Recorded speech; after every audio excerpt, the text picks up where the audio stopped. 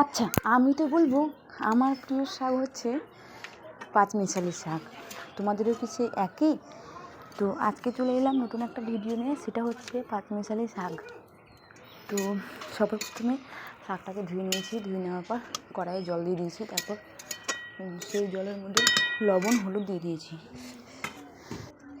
তারপর ভালো করে ঢাকা দিয়ে সিদ্ধ করে নিতে হবে। তারপর মাঝে একবার তুলতে হবে, তুলে আবার নাড়াচাড়া করে সিদ্ধ হয়ে গেলে নামিয়ে নিতে হবে। তারপর কড়াইয়ে দিয়ে দিতে হবে তেল। এই তেলে ফোড়ন দেবো শুধু হচ্ছে কি লঙ্কা আর রসুন দিয়ে ভালো করে একটু নাড়াচাড়া করে নিতে হবে। এই রসুন আর লঙ্কাটা ভাজা ভাজা হয়ে গেলে শাকটা দিয়ে দিতে হবে। তো শাকটা দিয়ে ভালো করে নাড়াচাড়া করে নামিয়ে নিতে হবে। তারপর গরম গরম ভাতের সঙ্গে এই শাকটা যদি খাওয়া যায় না, সত্যি খেতে খুব অসাধারণ।